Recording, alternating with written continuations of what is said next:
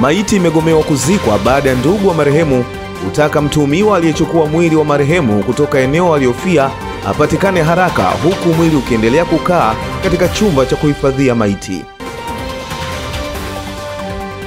Maafisa wa Marekani na China wanatarajiwa kuanza mazungumzo wiki hii ili kujaribu kupunguza vita vya kibiashara kati ya mataifa hayo mawili yenye uchumi mkubwa duniani. Na katika michezo, serikali kwa kushirikiana na wadau wa wamiliki wa viwanja vya michezo nchini inakamilisha utaratibu wa ukarabati mkubwa wa viwanja vitano vya michezo kwa mujibu wa makubaliano na wamiliki wa viwanja hivyo.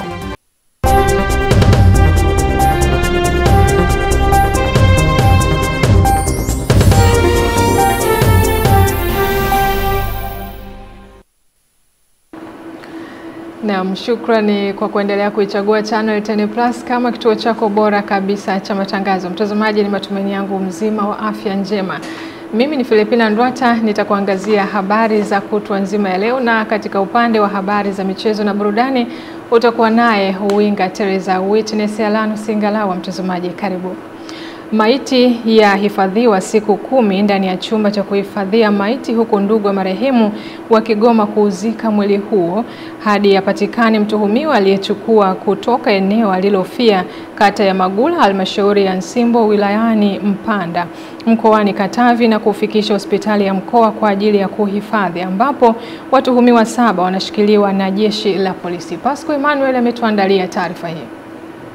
Akizungumza na waandishi wa habari, msemaji wa familia amesema kuwa hawapo tayari kuuzika mwili wa ndugu yao hadi hapo mtuhumiwa ndugu Robert, ambaye ni mnunuzi wa madini ya dhahabu, apatikane. Wajibu tarehe 30 ndipo walipoweza kukamata watuhumiwa wapatao 7. Kati ya watuhumiwa 7, lengo la mazumuni ni kumpata yule ambaye alitoa mwili kutoka Magula kupitia polisi na hatimaye kwenda kuhifadhi chumba cha kuhifadhia maiti katika hospitali ya mkoa wa Katavi. Endapo tutapata majibu mazuri kutoka jeshi la polisi, basi nasi kama familia ndipo tutakuwa na kauli ya kutamka kwamba tuko tayari kuzika mwili. Lakini kama hakuna majibu mazuri kutoka jeshi la polisi, nasi kama wanafamilia msimamo wetu ni ule ule, mwili hautazikwa mpaka apatikane ndugu Robert. Na msimamo wa familia mpaka leo ipatao siku ya 10, msimamo wetu ni kwamba hatutazika mwili mpaka apatikane ndugu aliyemua mdogo wangu aitwaye Robert. Nao baadhi ya ndugu wa marehemu, akiwemo baba wa mzazi wa marehemu na mke wa marehemu, walikuwa na haya ya kueleza. Nimeshaumia sana, kwa hiyo sina mengi zaidi ya kusema. Mtuhumiwa tu akamatwe. Halafu tunashukuru sana katibu wa wilaya aliyefika jana. Tunamshukuru sana. Ninaiambia serikali naiomba iangalie jambo hili alilofanya huyu ndugu Robert. Amefanya kitu kibaya sana. Mwanangu ameniachia watoto 3. Bado mimi mwenyewe nauma na uvimbe tumboni. Nilikuwa nimeenda kutafuta hela ili mimi nikapatiwa operation. Sasa nasaidiwa na nani? Naomba serikali iangalie hili. Nikiripoti kutoka hapa mkoani Katavi, naitwa Pasco Emmanuel Katona wa Channel 10. Kansela mpya wa Ujerumani Friedrich Merz ameelezea wasiwasi wake kuhusu mipango ya Israeli kuchukua jukumu la usambazaji wa misaada ya kiutu katika ukanda wa Gaza. Tupate taarifa zaidi. Kansela wa Ujerumani Friedrich Merz ameelezea wasiwasi wake kuhusu mipango ya Israeli ya usambazaji wa misaada ya kiutu katika ukanda wa Gaza. Merz amesema ni lazima iwe wazi kwamba serikali ya Israeli itatimiza majukumu yake chini ya sheria ya kimataifa na kwamba misaada ya kibinadamu lazima iwafikie watu wa Gaza kwa wakati. Kansela huyu amesema kwamba waziri wake mpya wa mambo ya nje atafanya ziara Israeli mwishoni mwa wiki hii. Huku haya yakijiri, Kansela Merz leo Jumatano ameelekea nchini Ufaransa na baadaye Poland kwa ziara yake ya kwanza inayoashiria kuwa Ujerumani imerejea katika ulingo wa kimataifa licha serikali yake kukabiliwa na mwanzo mgumu. Ziara hiyo ambayo tayari ishapangwa itafanyika siku moja baada ya kiongozi huyo mpya kuchaguliwa na bunge kushika wadhifa huo katika duru ya pili ya kura. Ameshika wadhifa huo wakati Ulaya ikipambana kukabiliana kuhusu hakikisho la kiusalama kwa Ukraine ambalo ni sehemu ya makubaliano yoyote ya kusitisha vita na Urusi. Inapambana pia kupata maelewano na Marekani baada ya Rais Donald Trump kutangaza kiwango kikubwa cha ushuru. Shabani Mpute, Channel 10+. Moto ambao chanzo chake bado hakijajulikana umeteketeza maduka matano ya bidhaa mbalimbali yaliyopo kata ya Chanika, halmashauri ya mji wa Handeni mkoani Tanga, huku wananchi wilayani humo wakilalamikia ukosefu wa gari la zimamoto, hali ambayo inaendelea kusababisha hasara kubwa kwa wafanyabiashara pindi wanapotokea na majanga ya moto. Tupate undani wa taarifa hii. Wakielezea tukio hilo la moto ulioanza majira ya saa 6 usiku kwa mkia leo na kuteketeza vitu vyote vilivyopo kwenye maduka hayo, mlinzi wa eneo hilo ambaye ni shuhuda wa kwanza wa tukio hilo pamoja na baadhi ya wamiliki wa maduka hayo wamesema ilianza kutoa cheche hapa kwenye kamita pale. Zile cheche zilivyokata tu ndio kukaanza kutoa moshi. Kukaa kama kunaungua mipira fulani. Ndio mimi nikaona kwamba huu moshi mbona unazidi kutoka, nikaamua kugonga lile geti ili yule aliyokuwa ndani kule atoke. Kwa maana hiyo tulivyofanikiwa kumtoa, kilichobakia hapo ni vyote, hakuna kilichotoka hata kimoja. Wakaniambia kuna duka lenu hapa linateketea kwa moto. Nikatoka nikafika kama saa 6:25. Baada ya kufika hapa nikaona kwa kweli moto ulikuwa ni mkali sana, kwa sababu ukiangalia mazingira yetu ya maduka hapa kulikuwa kuna spare za magari, kuna spare za pikipiki, kuna spare za baiskeli, kuna maduka ya vyombo, kadhalika kulikuwa pia kuna maduka ya magodoro. Wananchi hao wanaeleza changamoto za ukosefu wa gari la zimamoto wilayani hapa, hasa wakati huu ambao majanga ya moto yameendelea kujitokeza mara kwa mara. Tunao watu wa kuzima moto lakini vifaa nyenzo hatuna. Na hiki ni kilio, takribani tukio hili ni la 7 mimi nikiwa nashiriki na nikiwa kipaumbele sana katika uzimaji. Hii ni zaidi ya mara ya 7 tunailalamikia serikali, na tunailalamikia kwa nini? Wafanyabiashara wanalipa kodi, wanalipa michango mbalimbali ambayo lazima wapewe mrejesho wa huduma. Kwa upande wake mkuu wa jeshi la zimamoto na uokoaji wilaya ya Handeni Ramadhani Matipwiri pamoja na meneja wa TANESCO wilaya ya Handeni Musa Chowo wanaeleza hatua walizochukua baada ya kufika kwenye eneo la tukio, huku uchunguzi wa chanzo halisi cha moto huo ukiendelea. Kwa kuweza kushirikiana na wananchi tulifanikiwa kudhibiti moto ule, kwa sababu ukiangalia kimsingi zile nyumba jinsi zilivyojengwa zipo karibu sana. Kwa hiyo tulichokuwa tunafanya ni kuangalia kwamba uwezekano wa moto ule usiweze kuhama kutoka kwenye jengo lile kwenda kwenye jengo lingine. Na mara nyingi kama hitilafu inaanzia kwenye mfumo wa TANESCO, mara nyingi moto unaanzia kwenye mita na kuelekea sehemu nyingine. Lakini tulipofika pale mita ilikuwa haijaathirika, lakini baadaye mita iliathirika kwa sababu moto ulikuwa mkubwa. Kutoka wilayani Handeni mkoani Tanga, mimi ni Ernest Mbezi, Channel 10. Serikali kupitia Wizara ya Elimu, Sayansi na Teknolojia imeanzisha mfumo mpya wa utoaji taarifa za upimaji kwa walimu na wanafunzi, ambapo unatajwa utasaidia walimu kubaki shule na kupunguza matumizi mabaya ya rasilimali fedha pamoja na utoro katika maeneo yao ya kazi. Musa Makali anaripoti taarifa hii. Ni kwa muda sasa walimu wamekuwa wakilazimika kutumia makaratasi kwa ajili ya upimaji wa maendeleo shuleni na kutumia muda mwingi kusafiri badala ya kufundisha ili kupeleka taarifa panapohusika. Lakini sasa mfumo mpya wa udhibiti ubora unatajwa utasaidia kuondoa changamoto za walimu kutoka katika maeneo yao ya kazi. Umetoka kwenye ule mfumo wa zamani wa kuandaa taarifa kupitia makaratasi na sasa hivi kuandaa kwa njia ya mfumo.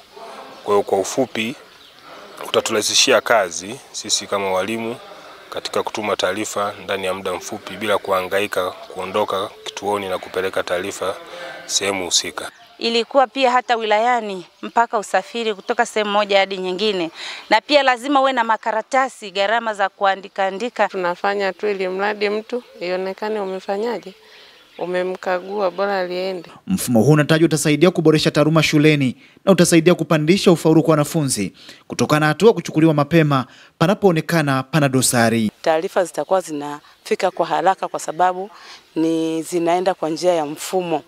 Kwa hiyo pia hata hivyo walimu pia wanajengewa uwezo wa kutumia mifumo kwa namna yoyote kule katika mazingira yote ya utendaji kazi. Tukaona ni vema tulete mafunzo haya ili kwamba waweze kutumia mfumo kuanzia ngazi ya shule.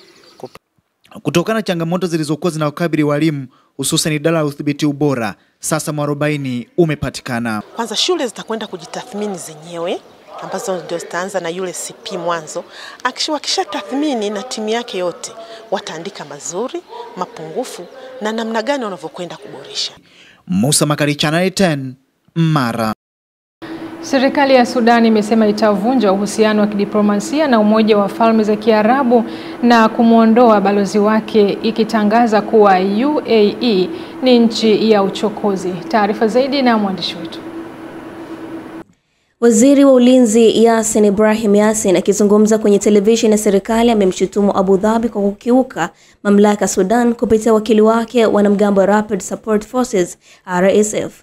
Amesema uamuzi huo umechochewa na kile ambacho Sudan inadai kuwa ni msaada wa kijeshi wa UAE kwa RSF, ikiwa ni pamoja na usambazaji wa silaha za hali ya juu zilizotumika katika mashambulizi ya hivi majuzi ya ndege zisizo na rubani na makombora kwenye bandari, uwanja wa ndege na vituo vya umeme vya bandari ya Sudan.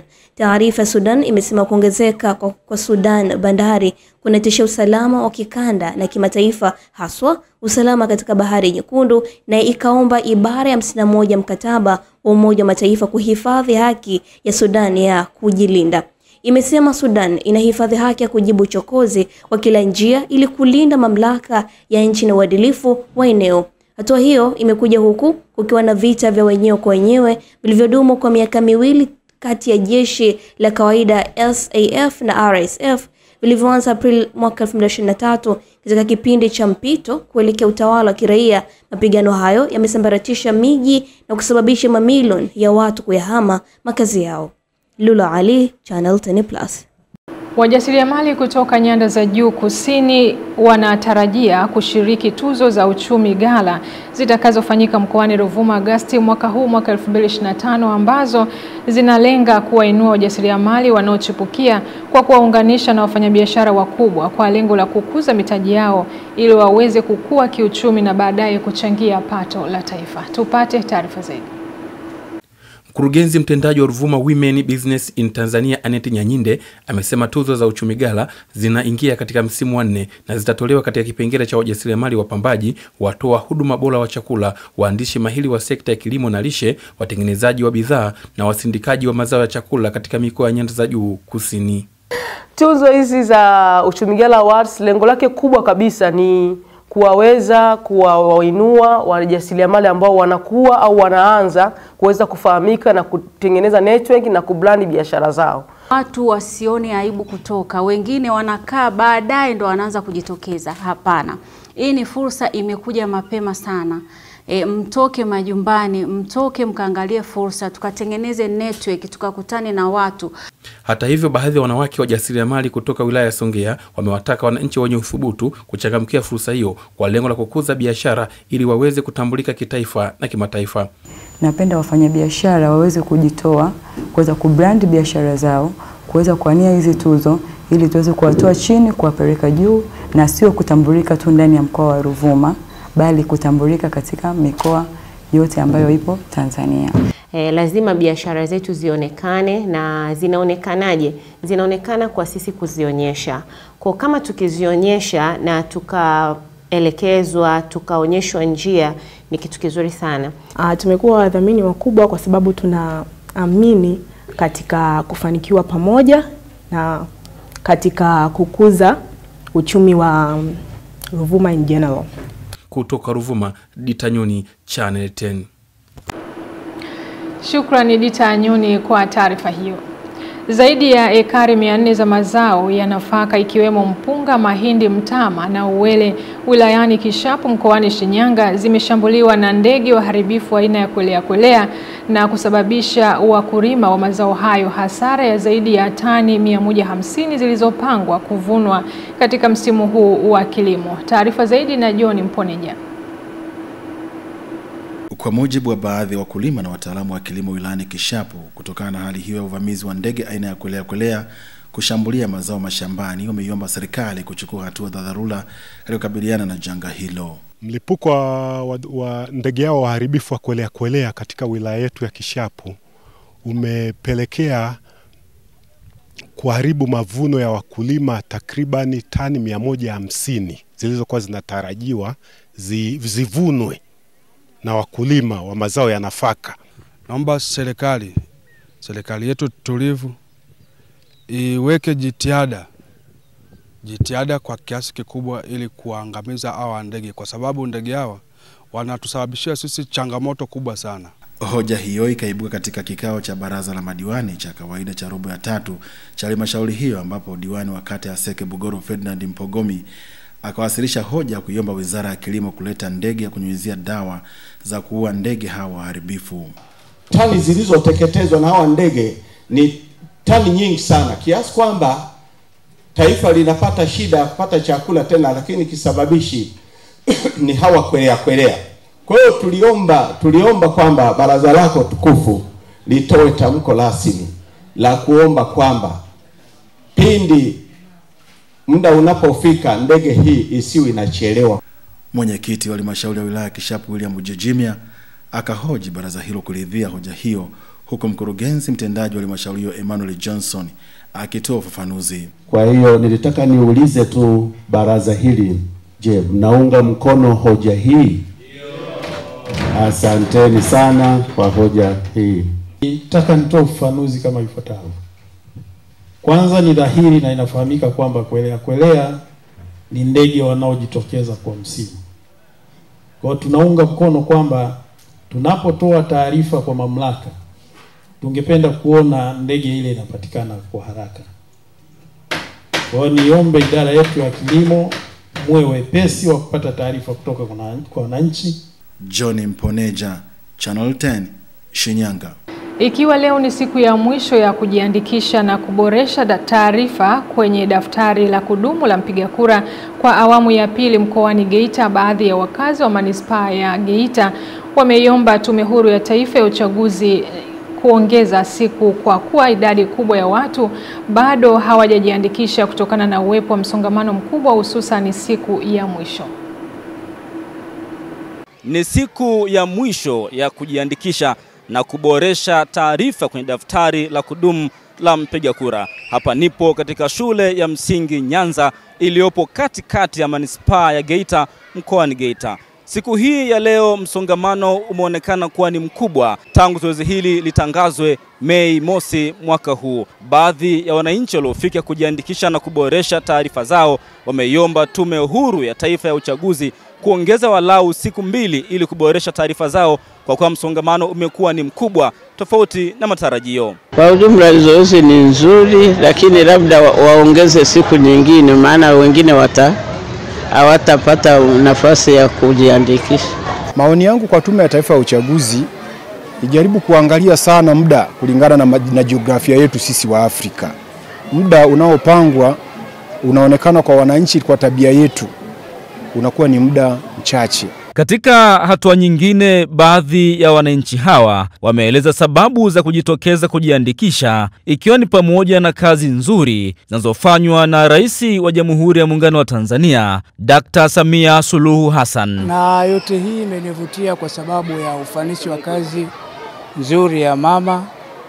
Kwa hivyo inabidi tumpe sapota mama sisi kama Watanzania kupitia namna ya kujiandikisha, kupata cheti cha kuweza kupiga kura, ndio sapota kubwa ya mama na kuweza kuijenga nchi kwa pamoja sisi kama Watanzania. Kwa rais sina wasiwasi kwa sababu anajitosheleza. Lakini hawa tutaangalia kama alikuwa anatuhudumia vizuri. Kutoka hapa katika shule ya msingi Nyanza mjini Geita, mimi ni Mrisho Sadiki. Rais wa Jamhuri ya Msumbiji Mheshimiwa Daniel Francisco Chapo anatarajiwa kuanza ziara yake ya kiserikali ya siku 3 hapa nchini kuanzia leo tarehe 7 Mei mwaka 2025 kufuatia mwaliko wa Rais wa Jamhuri ya Muungano wa Tanzania Mheshimiwa Dr. Samia Suluhu Hassan. Hii ni ziara ya kwanza ya kiserikali ya Rais Chapo kufanya hapa nchini tangu aapishwe kwa rais wa Msumbiji tarehe 15 Januari mwaka 2025. Tanzania na Msumbiji zina uhusiano wa kihistoria na kindugu ulioasisiwa na waasisi wa nchi hizi mbili wakati wa ukombozi wa nchi za kusini mwa bara la Afrika. Baba taifa hayati Mwalimu Julius Kambarage Nyerere, rais wa kwanza chama cha Frelimo hayati Eduardo Chivambo Mondlane na rais wa kwanza wa nchi hiyo hayati Samora Moses Machel. Rais Samia atampokea mgeni wake kesho tarehe 8 Mei mwaka 2025 Ikulu jijini Dar es Salaam na kufanya mazungumzo rasmi pamoja na kushuhudia wekaji saini mikataba na hati za makubaliano katika sekta mbalimbali kwa ajili ya kuimarisha ushirikiano. Wakati wa ziara hiyo, Rais Chapa atapata fursa ya kutembelea sehemu mbalimbali ikiwemo hospitali ya taifa Muhimbili, kituo cha urithi wa ukombozi wa Afrika na mradi wa reli ya kisasa SGR ili kujifunza na kuangalia fursa za ushirikiano na pia kutembelea Zanzibar. Pia katika ziara hiyo nchini, Rais Chapa akiwa Zanzibar atafanya mazungumzo na mwenyeji wake Rais wa Zanzibar na mwenyekiti wa Baraza la Mapinduzi Mheshimiwa Dr. Hussein Ali Mwinyi na kutembelea miradi mbalimbali ikiwemo mamlaka ya kusimamia uvuvi wa bahari kuu na soko la samaki la Malindi. Rais Chapa atahitimisha ziara yake nchini tarehe 9 Mei mwaka 2025. Lulu Ali, Channel 10+. Madiwani katika halmashauri ya wilaya ya Serengeti mkoani Mara wamemwomba waziri wa maji Jumaa Aweso kufika wilayani humo ili kutatua changamoto ya kuto kukamilika kwa miradi ya maji wa miji 28 katika bwawa la Machira ambao utekelezaji wake ulianza Aprili mwaka 2023 na ulitakiwa ukamilike Aprili 4 mwaka huu mwaka 2025, lakini mradi huo umesimama. Musa Makali anatutaarifu zaidi. Juma Aweso tunamuona kule akirukaruka, maji yanatoka sehemu zingine wanamsifia. Huku Serengeti kumekuwa na nini? Haya yanaibuka katika baraza la madiwani la halmashauri ya wilaya ya Serengeti hapa mkoani Mara, ambapo madiwani hao wamesema kuwa wamechoshwa na ahadi zisizotekelezeka na kulazimika kumuomba waziri wa maji Juma Hamidu Aweso kufika wilayani hapa ili kutoa majibu yanayoridhisha kwa wananchi kuhusu utekelezaji wa mradi huo wa maji. Sisi kama baraza tulikuwa tunamuomba waziri wa maji aje Mgumu. Mwenyekiti, kumekuwa na rongorongo sana nyingi katika taasisi hii. Sasa manager anatuambia wameongeza miezi 6 tarehe 11 mwezi wa 26. Mheshimiwa mwenyekiti, ni uhakika gani sasa tutakuwa nao kwamba hii kazi kufikia tarehe hizo wanazozitaja utakuwa mradi umekamilika, wakati wamepewa miaka 2, hata nusu ya mradi peke yake hawajafika. Hii habari ya kwa tunakaa tunakubaliana kitu hapa, halafu hakifanyiki, tukirudi hapo madiwani wote hapa sijui tumekuwa kama sijui tumerogwa. Yaani tunadanganywa kabisa, mtu anajua hapo tunadanganya halafu tunapiga makofi. Akijibu malalamiko haya madiwani, kaimeneja wa mamlaka ya maji safi na usafi wa mazingira MUWASA kanda ya Mgumu akaona haya ya kujitetea. Changamoto iliyosababisha mradi kuchelewa, cha kwanza mkandarasi alichelewa kuanza kazi. Lakini cha pili, hali ya hewa ya mvua inapokuwa nyingi, yale maeneo hayaingiliki kwa maana inashindikana kuingiza material kwa wakati. Lakini ninachokueleza, mkandarasi yuko site na anachokifanya ni kujenga chujio pamoja na miundombinu ya uzalishaji kwa maana ya mitambo. Ile miradi mingi iliyoletwa hapa Serengeti na Mama Samia imesimamiwa na hao waheshimiwa madiwani. Nina imani wamefanya pakubwa sana kwa kipindi cha miaka 5. Mradi wa maji wa miji 28 unaotekelezwa wilayani Serengeti mkoani Mara unasimamiwa na Wizara ya Maji, ambapo hadi sasa umefikia 40% ya utekelezaji wake, huku hatua zikiomba kuchukuliwa ili kuwakomboa wakazi wa Serengeti. Musa Makali, Channel 10, Mara. Mbunge wa viti maalum wa mkoa wa Kaskazini Pemba, Asia Sharifu Omar, amekabidhi gari 2 aina ya Toyota Alphard kwa umoja wa wanawake UWT mkoani humo ili yawasaidie katika kazi za jumuiya pamoja na maendeleo ya chama kwa ujumla. Taarifa zaidi na mwandishi wetu. Akizungumza baada ya kukabidhi gari hizo kwa naibu katibu mkuu UWT Zanzibar zilizogharimu shilingi milioni 40, Mheshimiwa Asia amesema gari hizo itakuwa ni nyenzo muhimu ya usafiri katika harakati za jumuiya za kutafuta ushindi wa CCM katika uchaguzi mkuu ujao. Nilizokuja nazo Mheshimiwa naibu katibu mkuu ni kwa ajili ya jumuiya ya UWT wilaya ya Wete, lakini ni kwa ajili ya jumuiya ya UWT wilaya ya Mcheweni.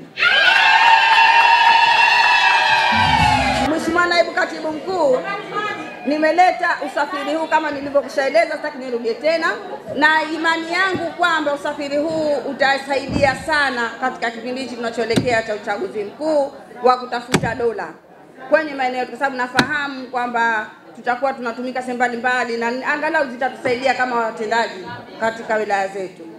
Naibu Katibu Mkuu UWT Zanzibar Tunu Juma Kondo akizungumza baada ya kukabidhiwa gari hizo, amesema gari hizo ni msaada mkubwa wa jumuiya ya UWT pamoja na chama kwa ujumla. Hizi ni gari za kazi, tunazisimamia, kamati tekelezaji zote zinasimamia gari hizi, tuhakikishe kwamba zinadumu. Tuhakikishe zinafanya nini? Zinadumu. Mheshimiwa Asia si tajiri, lakini kajali, akaona kwamba ngoja niwapelekee watendaji wetu wapate urahisi wa kufanya kazi zao. Kwa sababu wakati wa uchaguzi kuna wakati sehemu za usiku, muda mwingine unakuwa dhiki, lakini ukiwa na gari popote unafika. Lakini kesho kuta tunakwenda kuchaguzi, unatakiwa watu watolewe kwenye majumba yao, gari za chama zipo, lakini na hizi zitasaidia. Na hiki si kipindi cha kukaa tu. Kipindi hiki ni kipindi cha kufikiri kwamba katibu umefanya jambo zuri kwa viongozi wa jumuiya kuwatanabahisha nini tunachokusudia, kwa sababu sisi viongozi wetu ndio wakubuni taratibu na mipango. Ni Masanja Mabula, Channel 10, Pemba, Zanzibar. Maafisa wa Marekani na China wanatarajiwa kuanza mazungumzo wiki hii ili kujaribu kupunguza vita vya kibiashara kati ya mataifa hayo mawili yenye uchumi mkubwa duniani. Wizara ya mambo ya nje ya China imesema naibu waziri mkuu wa China He Feng atahudhuria mazungumzo hayo yanayotarajiwa kufanyika nchini Uswizi kuanzia tarehe 9 hadi 12 Mei mwaka huu, huku Marekani ikiwakilishwa na waziri wa hazina ya Marekani Scott Bessent na mwakilishi wa biashara wa Marekani USTR Jameson Greer. Vyombo vya habari vya serikali ya China viliripoti kuwa Beijing imeamua kushirikiana na Marekani baada ya kuzingatia kikamilifu matarajio ya kimataifa, maslahi ya nchi na maombi kutoka kwa biashara za Marekani. Ripoti hiyo iliongeza kuwa China iko tayari kwa mazungumzo, lakini ikasisitiza kuwa ikiwa nchi hiyo itaamua kuendelea kupigana vita hivi vya kibiashara, itapigania hadi mwisho. Vita hiyo ya kibiashara kati ya China na Marekani imezua msukosuko katika masoko ya fedha na kusababisha mitikisiko katika biashara ya kimataifa. Na mtazamaji, unaendelea kufuatilia habari kutokea hapa Channel 10 Plus. Mimi ni Filipina Ndwata, tuende mapumziko mafupi, tukirejea tutaendelea na habari.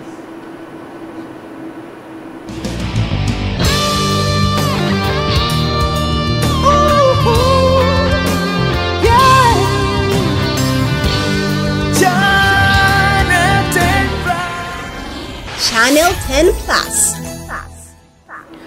Wananchi ambao ni wazazi na walezi wa wanafunzi wanaosoma katika shule ya msingi Nyumba Tatu iliyopo katika mtaa wa Nyumba Tatu, kata ya Ilala, katika halmashauri ya manispaa ya Iringa wamelazimika kufunga barabara kwa kuweka magogo, kushinikiza mamlaka kuweka matuta kwenye barabara jirani na shule hiyo. Kufuatia watoto watatu kugongwa na magari na kufariki kwa mwaka 2025, huku kisa kingine cha mwanafunzi kugongwa na gari na kupoteza maisha kimetokea tarehe 5 Mei mwaka 2025. Tupate taarifa zaidi. Lakini hivi ninavyoongea kuna watoto wawili wako hospitali huko, hali zao ndo hivyo, Mungu anasaidia. Sio ni hawa tu wa bajaji, hata viongozi wakubwa wanapita ya serikali wanapita kwa fosi sana. Wananchi hao wamelazimika kufunga barabara hiyo inayopita katika eneo la shule hiyo kwa kuweka matairi na magogo, huku wakipaza sauti zao kuzitaka mamlaka wilayani Iringa ikiwemo TARURA kuweka matuta katika barabara hiyo. Wamesema katika kipindi kifupi cha Januari mpaka Mei tayari watoto watatu wamepoteza maisha kufuatia kugongwa na magari. Sasa mpaka kufikia hatua hii wananchi wameweka magogo barabarani na mawe, ni kwa sababu sauti tunazozitoa kwa viongozi wetu hazifiki mbali. Watu wananyamazishwa au viongozi wanaona ngoja kwanza hiyo michakato inakuwaga michakato, sio michakato kwenye roho za watoto wetu jamani. Wasipotekeleza safari hii, naona safari hii tutachukua hatua nyingine kabisa. Yaani tunachimba, yani kuweka matuta leo tulioweka hayo mawe. Safari hii tutachimba barabara. Tumeona ni vizuri tu tuandamane tu sasa kufunga barabara kwa nguvu zetu waje watuambie kuna tatizo gani, hawaturekebishi barabara, watoto wetu wanaumia. Kufuatia sekeseke hilo, mkuu wa wilaya ya Iringa Kerry James anafika katika eneo hilo na kutuliza ghasia. Tusikilizane. Lakini kwa sasa naomba tusikilizane bado. Na hapa Kerry James anatoa maagizo ya serikali pamoja na kutoa siku 7 kwa TARURA kushughulikia kadhia hiyo. Ndani ya siku 7 kutoka sasa tutaanza utaratibu wa kuweka matuta kwenye barabara hii. Na hiyo kazi inaanza leo kwa kuwashirikisha mkuu wa shule, mwenyekiti wa mtaa pamoja na wananchi, kueleza ni maeneo gani ambayo yana changamoto ili maeneo hayo ndio yawekewe matuta. Baada ya kuona changamoto hii imejitokeza kwa wingi, tulifikia maamuzi kwamba pamoja tulikaa na kikao na Mheshimiwa DC, tukasema tufanye kwa dharura kuweka matuta baadhi katika maeneo ya eneo hili na maeneo mengine. Clement Sanga, Channel 10, Iringa. Marekani na waasi wa Houthi wa nchini Yemen wamefikia makubaliano ya kusitisha mapigano kwa masharti kwamba waasi hao wataacha kuzilenga meli za biashara kwenye ujia wa kimataifa unaokatisha bahari ya Shamu. Tupate taarifa zaidi. Waziri wa mambo ya nje wa Oman, Badr Abu Saidi, alisema majadiliano na mawasiliano hivi majuzi na juhudi muhimu zimesababisha kufikiwa kwa makubaliano kusitisha mapigano kati ya pande hizo mbili. Saa chache kabla ya tangazo hilo, Rais Donald Trump wa Marekani alisema nchi yake itasitisha kuwashambulia waasi wa Houthi baada ya kundi hilo kuridhia kutogasi tena meli za mizigo. Kwa karibu wiki 7 zilizopita, Washington imekuwa ikifanya mashambulizi makali ndani ya Yemen ambayo yamesababisha vifo vya watu 300. Hata hivyo, viongozi wa Houthi wamesema pamoja na makubaliano hayo na Marekani, kundi hilo halitositisha mashambulizi yake yanayoilenga moja kwa moja Israel. Shabani Mpute, Channel 10+.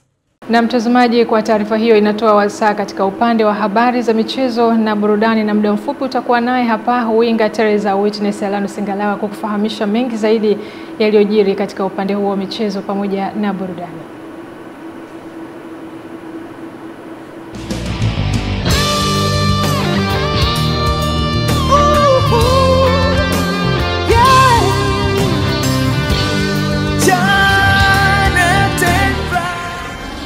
Channel 10+.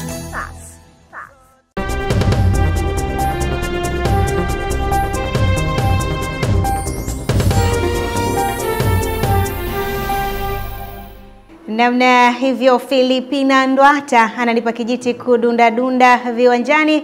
Mwanamichezo, karibu tuendelee kufahamishana masuala mbalimbali ya kimichezo na burudani yaliyojiri inayoendelea kujiri kunako viunga mbalimbali. Ukiwa nami mwanamichezo wako Witness Ngalawa maza kunita winga Teleza. Na moja kwa moja taarifa yangu naanzia bungeni jijini Dodoma, ambapo serikali imeanza mchakato wa kuanzisha chombo maalum cha usimamizi wa miundombinu ya michezo katika kukabiliana na changamoto za uendeshaji wa miundombinu ya michezo hapa nchini, ikiwemo kuanzisha ukarabati mkubwa wa viwanja 5 vya michezo kwa mujibu wa makubaliano na wamiliki wa viwanja hivyo. Taarifa zaidi na Amani Mbando.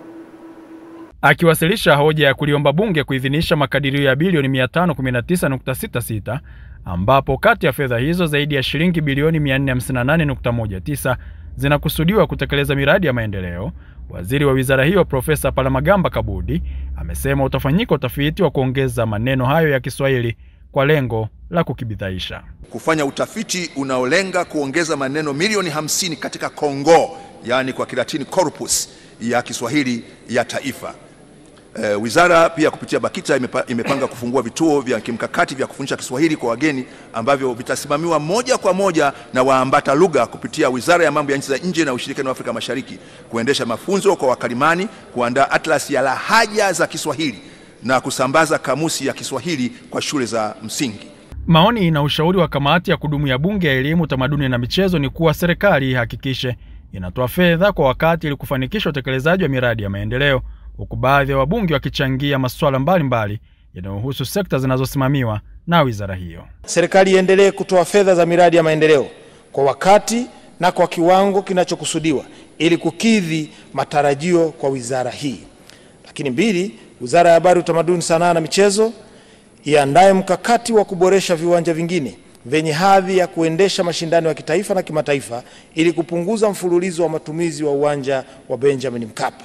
Kipindi cha nyuma wengi walikuwa wanaamini ni mlango wa kutokea. Yaani ukipelekwa kwenye Wizara ya Michezo, baada ya muda kidogo kazi yako imekwisha. Lakini Mheshimiwa Mwenyekiti, nataka kuhakikishie kwa timu ya wataalamu wakuu wa taasisi walioko kwenye sekta hii ya michezo kwa sasa, hakika sasa umekuwa mlango wa kuingilia na sio mlango wa kutoka tena.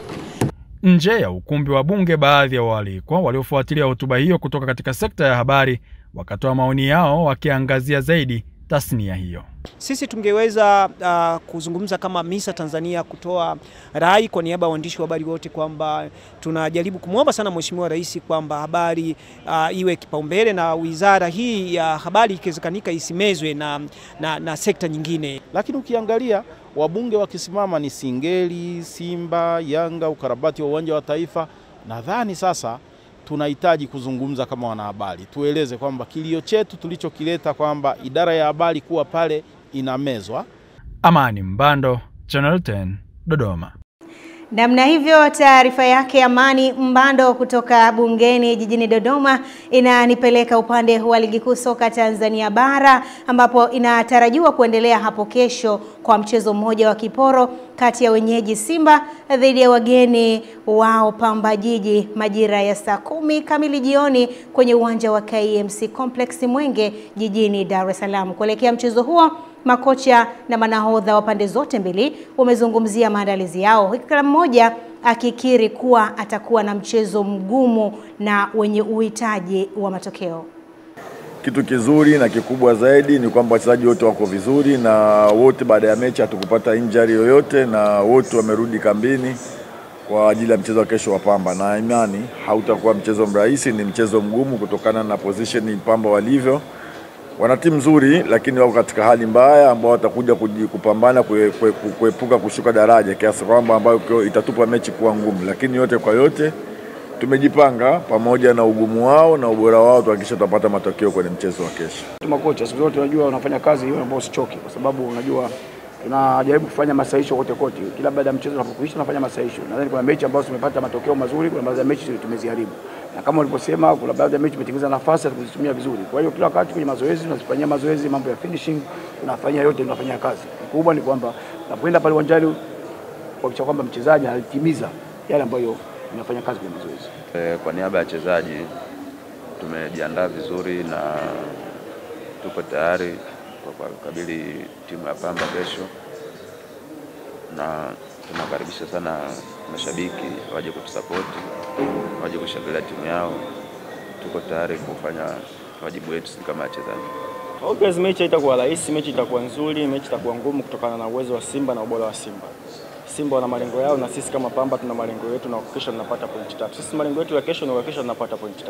Kwingineko, Wizara ya Mambo ya Nje na Ushirikiano wa Afrika Mashariki imeandaa mbio za pole yaani marathon zitakazofanyika Mei 25 mwaka huu jijini Dar es Salaam kwa kushirikisha wadau wa michezo na wanafunzi wa vyuo mbalimbali hapa nchini. Hayo yamebainishwa na Waziri wa Mambo ya Nje ya Ushirikiano wa Afrika Mashariki Balozi Mahmoud Thabit Kombo leo hii jijini Dar es Salaam alipokutana na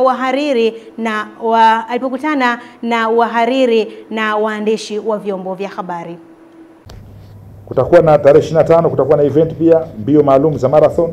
Natarajia wahariri wote mtakimbia siku hiyo na zitakuwa za kilomita 5, 10 na 21. Kwa kuwa Mama Samia anaivutia dunia sana, tumeomba ziara na rais wa Finland.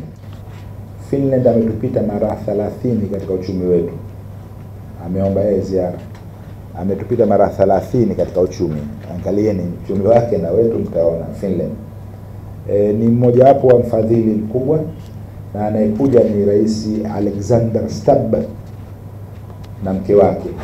Yeye ni mwanariadha mmoja mzuri sana na lazima akimbie kila siku. Kwa hiyo akifika Tanzania anatarajiwa kukimbia kutoka ubalozini kwao kuvuka daraja la Tanzania mpaka Ikulu na kurudi kwa mbio. Anakuwa na mbio bila kusimama.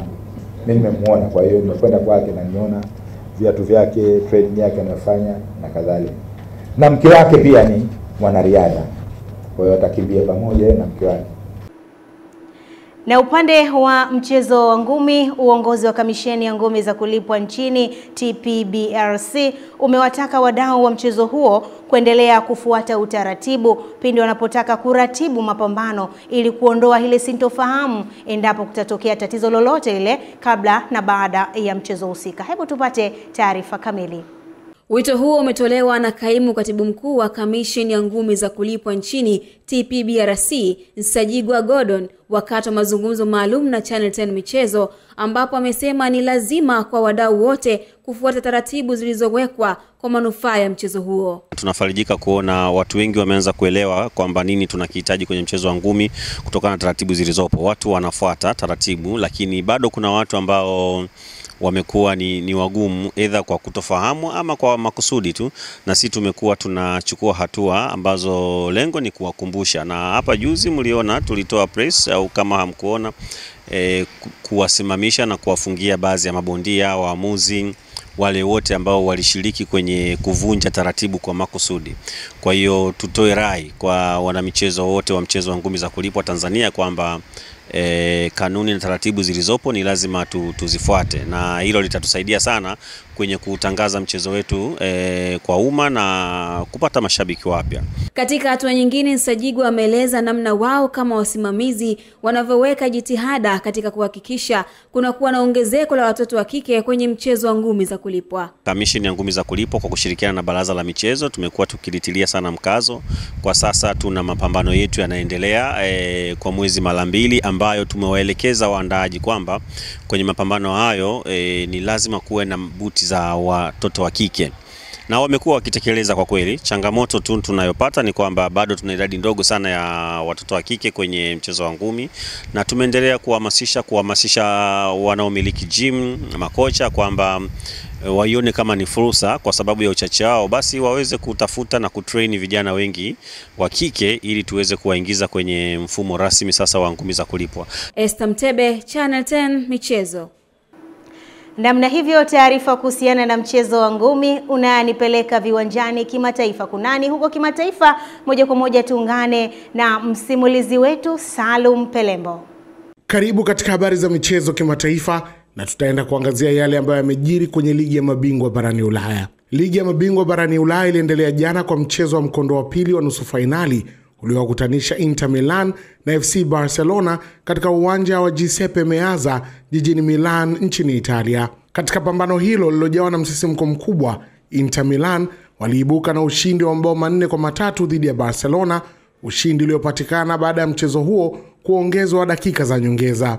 Inter walitangulia kupata bao la kwanza kupitia kwa Lautaro Martinez kabla ya Hakan Çalhanoğlu kuongeza la pili kwa mkwaju wa penalty. Hadi kipindi cha kwanza kinamalizika, Inter walikuwa mbele kwa mabao 2-0. Barcelona walirejea kipindi cha pili kwa nguvu mpya na kusawazisha kupitia mabao ya Eric Garcia na Dani Olmo.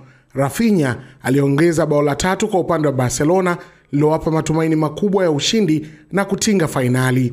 Hata hivyo, Francesco Acerbi, beki mkongwe mwenye umri wa miaka 37, aliisawazishia Inter na kuupeleka mchezo hadi muda wa nyongeza. Katika dakika za nyongeza, David Fratesi aliihakikishia Inter ushindi kwa kufunga bao la 4. Pamoja na mashambulizi makali ya Barcelona, kipa wa Inter Milan Jan Sommer aling'ara kwa kufanya kazi kubwa ya kuokoa michomo hatari na kuisaidia timu yake kuendelea kuwa imara. Kwa matokeo hayo, Inter Milan wamefuzu kwa fainali ya ligi ya mabingwa kwa jumla ya mabao 7-6 katika mikondo miwili ya nusu fainali. Mchezo mwingine wa nusu fainali unatarajiwa kuendelea leo saa 4 kamili usiku kwenye uwanja wa Parc des Princes, ambapo Paris Saint-Germain PSG watawakaribisha Arsenal. PSG wanaingia katika mchezo huu wakiwa na faida ya ushindi wa bao 1-0 walioupata kwenye mchezo wa mkondo wa kwanza. Ni hayo tu katika michezo kimataifa. Mimi ni Salum Pelembo na hii ni Channel 10. Namna hivyo msimulizi wetu Salum Pelembo ametupitisha viwanjani kimataifa kufahamu yale ambayo yamejiri kwa siku ya leo. Na taarifa hiyo inanipeleka upande wa burudani. Burudani moja kwa moja naanza na msanii mkongwe wa muziki wa Bongo Flava hapa nchini, namzungumzia Judith Wambura almaarufu kama Lady JD. Ametangaza kuwa atazindua kitabu chake kipya ambacho kitakuwa kinazungumzia safari yake ya miaka 25 katika muziki. Amesema katika kitabu hicho atazungumzia masuala mbalimbali ya safari ya miaka 25 ambapo atabainisha alipotoka, aliyoyaona, aliyopitia, aliyojifunza, alipokwama pamoja na mafanikio yake kwa ujumla. Mwanamuziki huyo amesema uzinduzi huo utafanyika ndani ya wiki ya Silver Concert ambayo itaanza Juni 9 hadi 13 mwaka 2025, ikiwa ni sehemu ya maadhimisho ya mafanikio yake katika tasnia ya muziki.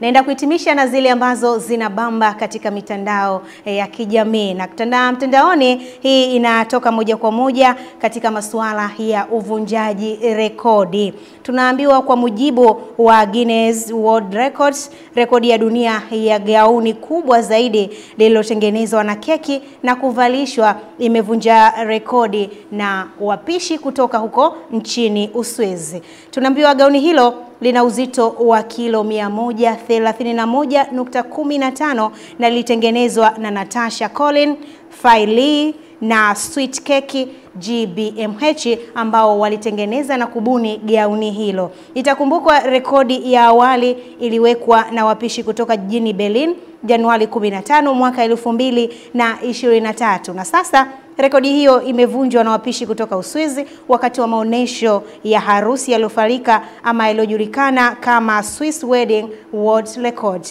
Muundo wa gauni hilo unaelezwa kuwa ni wa mduara wenye mita 4.15, urefu wa mita 1.57 na kipenyo cha mita 1.319. Swali linabaki kwako wewe mpishi wa masuala ya keki hapa nyumbani, nazungumzia Tanzania.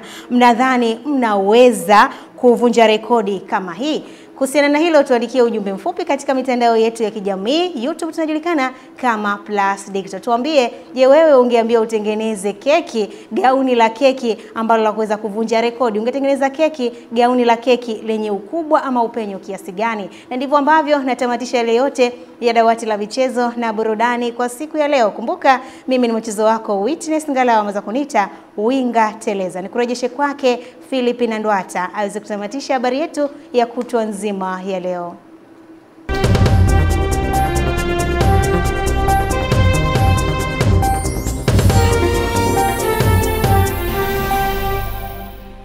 Na mtazamaji, huyo ni Winga Teleza Witness Alano Singalawa. Ndivyo ambavyo anatamatisha habari hizo za michezo na burudani. Nami kutokea hapa ndivyo ambavyo natamatisha habari za kutwa nzima ya leo. Ulikuwa nami Philipina Ndwata, na mtazamaji ni kuache na utabiri wa hewa, utabiri wa hali ya hewa wa saa 24 zijazo kutoka Mamlaka ya Hali ya Hewa Tanzania, na nikutakie pia usiku mwema. Kwaheri. Habari za wakati huu na karibu katika utabiri wa hali ya hewa ambao ni wa saa 24 zijazo. Na tukianza na mifumo ya upepo kwa siku ya kesho, inashopo inatarajiwa kuvuma kwa kasi ya kilomita 20 kwa saa kwa ziwa Victoria, ziwa Tanganyika pamoja na ziwa Nyasa, na kasi ya kilomita 40 kwa saa kwa ukanda wote wa pwani, na hali ya bahari inatarajiwa kuna mawimbi makubwa. Na Mamlaka ya Hali ya Hewa Tanzania inatoa angalizo la uwepo wa vipindi vya upepo mkali unaofikia kilomita 40 kwa saa na mawimbi makubwa yanayofikia mita 2 yanatarajiwa katika baadhi ya maeneo ya ukanda wote wa pwani.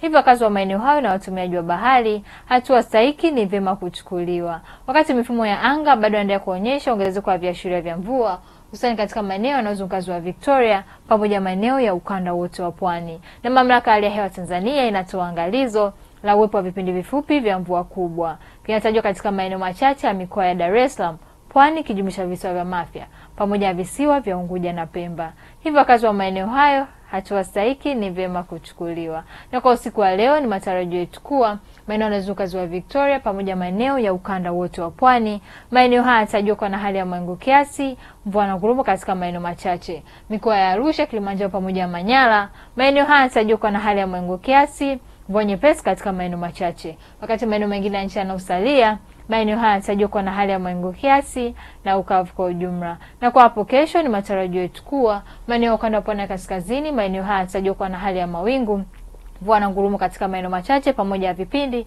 vifupi vya jua. Maeneo ya magharibi mwa nchi yetu, maeneo yanazunguka ziwa Victoria pamoja na mikoa ya Lindi pamoja na Mtwara, maeneo haya yanatarajiwa kuwa na hali ya mawingu kiasi, mvua na ngurumo katika maeneo machache pamoja na vipindi vya jua. Mikoa ya Arusha, Kilimanjaro, Manyara pamoja na mkoa wa Morogoro, maeneo haya yanatarajiwa kuwa na hali ya mawingu kiasi, mvua katika maeneo machache pamoja na vipindi vya jua. Mikoa ya Singida, Dodoma, Nyanda za Juu Kusini Magharibi pamoja na mkoa wa Ruvuma, maeneo haya yanatarajiwa kuwa na hali ya mawingu kiasi, mvua nyepesi katika maeneo machache pamoja na vipindi vya jua. Na kutoka Mamlaka ya Hali ya Hewa Tanzania hatuna la ziada. Ulikuwa nami Rebecca William, tukutane hapo kesho muda wakati kama huu.